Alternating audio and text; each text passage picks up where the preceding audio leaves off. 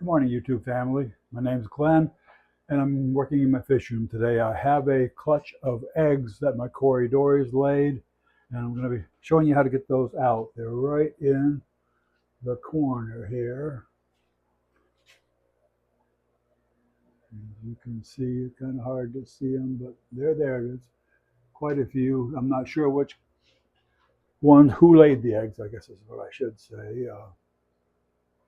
But what I do to get them off, if I get the camera situated here, I use a simple credit card, which is in my phone.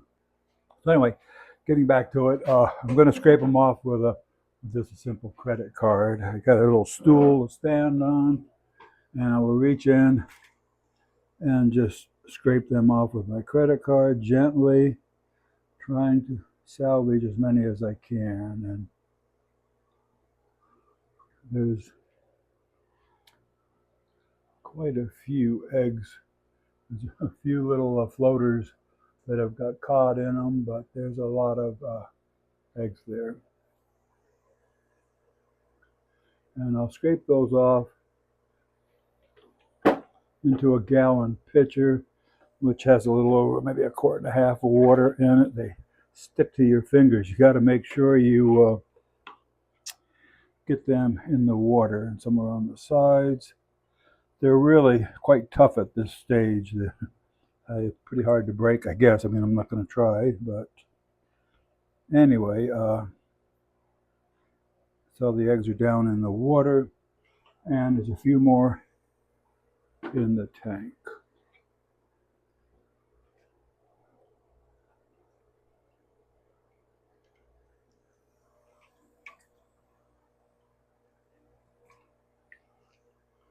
Oh, they're so sticky when they're first hatch. If you let them sit for 24 hours, they won't stick to the credit card. So that's why I do it first time I see them. Yeah, there's still a few. If it was one or two, I wouldn't worry about it, but it's like 6 or 8 more. But there's a few of them. Anyway, that's plenty to hatch out. They're either the Venezuelan orange or gold lasers. I have both in this tank. They don't interbreed, so they're either one or the other. I'm not sure. But now I'm going to put this over here. Sorry for all the shaking in this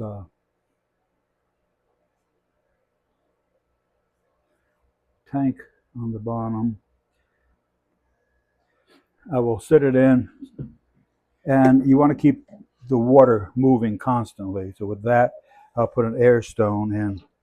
Now, starting tonight, I will do a water change of a quart or so, and that keeps the water moving and keeps the eggs rolling. You want to keep the eggs in the water in movement at least, or the eggs in movement, one or the other. I'm also today going to do some water changes. Over here I have a cloudy tank. So that tells me it's time to do a water change. Siphoned started, and it is going, and I'll vacuum the gravel. Not a lot of gravel in this tank. And I'll check the filter by just gently putting the suction end against the filter and pushing and seeing how much dirt comes out. It's a little bit, it's not bad, but I think I will take the filter out while I'm doing this. I need a pail. It's a little bit, it's not bad, but I think I will take the filter out while I'm doing this. a pail. Don't have one.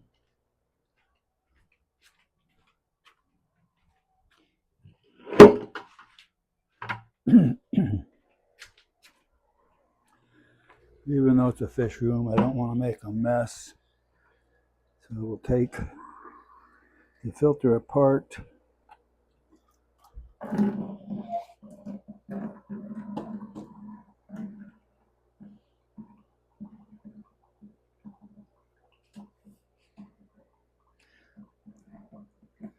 And squeeze it.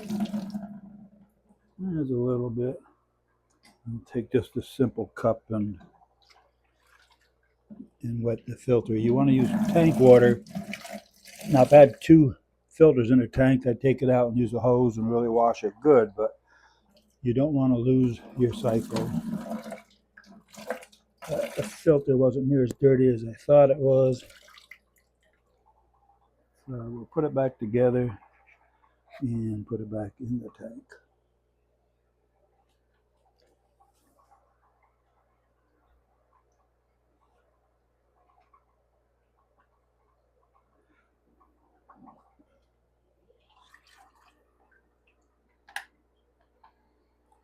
And I just put it back in the corner. So now I didn't kill my cycle. If you use, especially if you use chlorinated water, you're going to kill your cycle. And that's about all the water I want to take out of this tank. And I'm going to move on to the next tank and do a water change there. This is just polycarbon panels that you can cut up, and makes really good covers. Need covers on it, especially on a fish room like this where you have a lot of tanks. Otherwise the humidity would be so high in here, and it saves a lot of evaporation. And again, get my siphon going, and again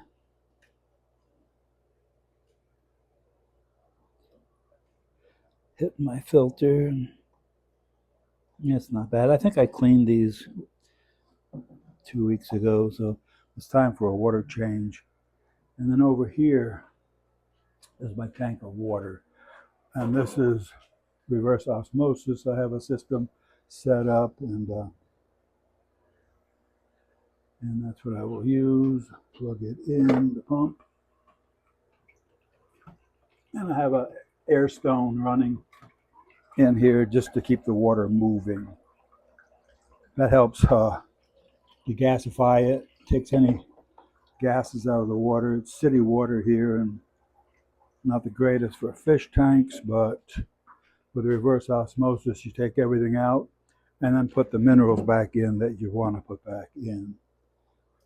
And I usually try and run about 100 parts per million of stuff when I put the minerals back in to get it a pretty good balance, because the tanks are usually on the high side. Let me get a mirror in these tanks. This one's only running about 150 parts. That's good. This one's 125. Of course, there's water running in it now. 146. This one 57, and that's 211. I want that one a little bit higher though, because guppies prefer a little more minerals in their water, and there's guppies in that tank. Now this is a good time to pay attention to what's going on, because I will clean the front of the glass. I don't worry about the sides or the back. Preferably I want a good biofilm on them that makes for a happy tank and happy fish. And I may as well do a few more tanks. I think I'll do this whole row of water change quick. It doesn't take very long. Check my other tank, make sure.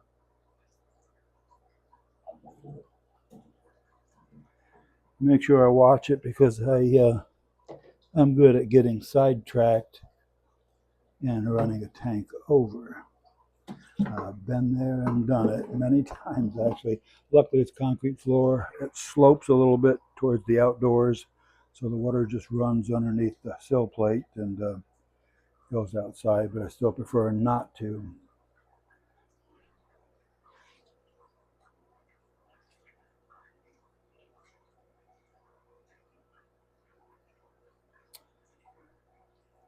So, doesn't take very long to do the water changes and check this filter. But like I said, I did them last week or 2 weeks ago, so I'm not too concerned about the water, the filters. But I did that one because it had turned cloudy, and they just overnight will be cloudy. So that tells you do a water change and pay attention when you're doing water changes. There's a tank of guppies.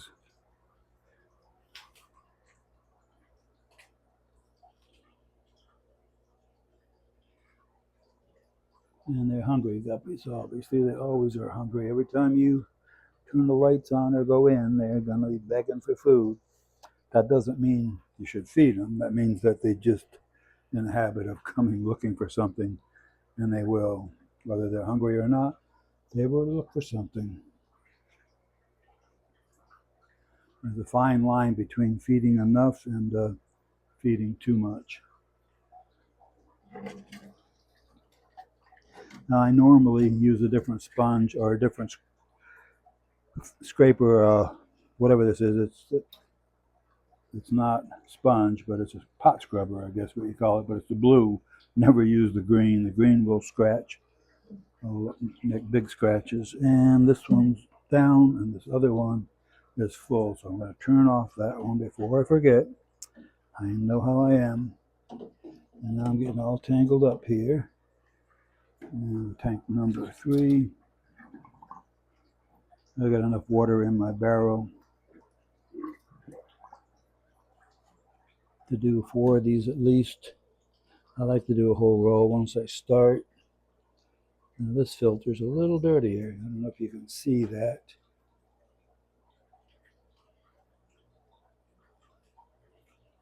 When I push I'm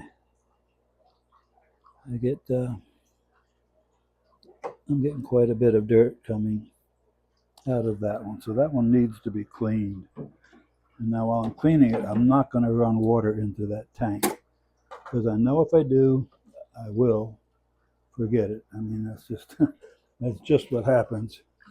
I'd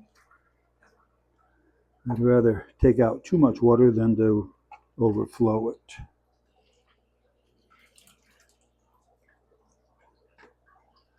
And again, going to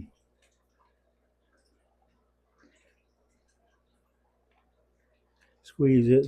It's plenty dirty, so we will give it a good rinsing with tank water. Of course, it doesn't necessarily have to be from the same tank, but the smart thing to do is to use the same water from the same tank. If you have a problem with another tank, you could be spreading disease. I know I don't have any problems here. These tanks, I haven't added any fish in over a year to any of my tanks, but I'm really careful what I do and how I do it, because you can lose a lot of fish in a hurry. Now, if I lost them all, would it bankrupt me? No. Trust me, this is just a hobby. I'm not big enough to make a change in our income. Trust me, I'm not making any money here, but I enjoy the fish. I always wanted to do this. Had a chance to do it. And if you don't do it in your 70s, you're not going to do it in your 80s, that's for sure. And, it's 5 tanks here. I forgot there's 5 tanks in the row. But I'll do all 5 of them because I've got plenty of water to do them. I like to do all 5. If you do 3 or 4, then you wonder a couple days later, which ones did I do? Anyway, I'm going to try and find the filter. It's back there someplace. No, that one's not bad at all, so I won't. I'll just take out 50% of the water or so, give or take. I don't have to do it 50% or more. I can do it 10%. but I like to do a little bit more. The water's been aged a couple days since I've used any water out of that tank.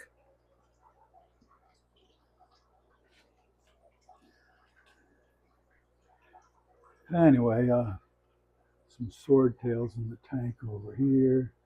Some more cories. I just hatched a clutch of snails in this tank, the mystery snails. So there are a lot of them. I had 3 clutches in there, and after the first one hatched, I got rid of 2 of the other clutches that were left. And on this tank, there's some clutches there. Maybe you can see them at the water level up here. There's a couple in here. I'll let one hatch. I took out one already, but I think there's only one in here. I took out 2. Just going to let one hatch. But there will be 100 snails from one. And this one, Cory, eggs on this glass over here. And these albinos and yellow cories. And I don't need any of those. Obviously, I have quite a few tanks with them in, including this 65-gallon, which has, the water is always looks cloudy in here, but it's the glass. It's a polycarbon glass, and it is old, and it's just not much good anymore.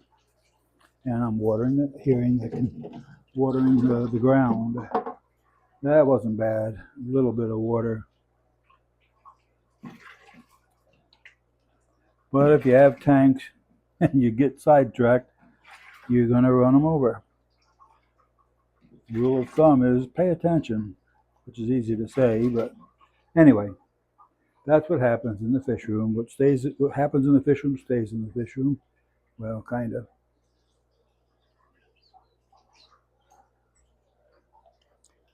So anyway, I'm down to the last tank. What else is happening here? Not much. I just have to feed them, and that's not very exciting. Yeah, this one's enough out. And I'll put my siphon hose away. The siphon hose gets a lot of stuff growing in it. I don't worry too much about it because I only take water out of the tanks, never put it in with that when I use this other hose, which is kind of black, but it always stays wet, so I'd say it's good stuff growing. I'm sure it is. I haven't lost any fish because of it.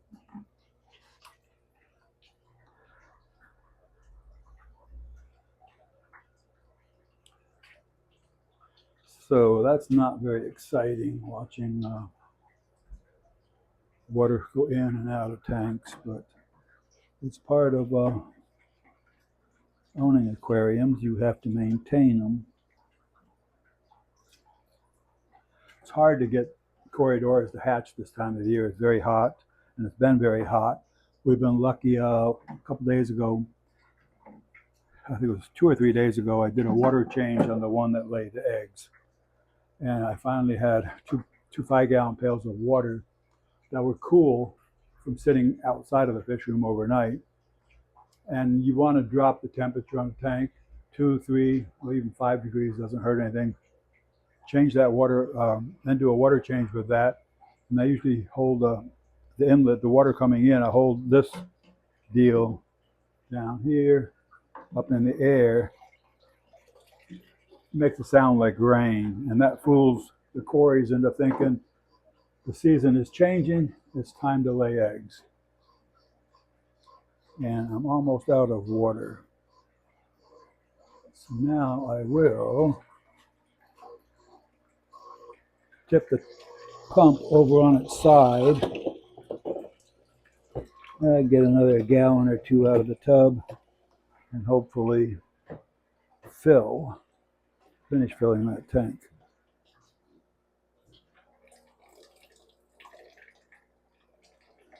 So anyway, I guess I'll let you go and talk to you another day. Hope you have aquariums. Hope you enjoy it. If you're thinking about having a fish room, well, I'm here to help with anything that person needs. Any questions, so ask away, and remember to subscribe. Thank you. God bless and goodbye.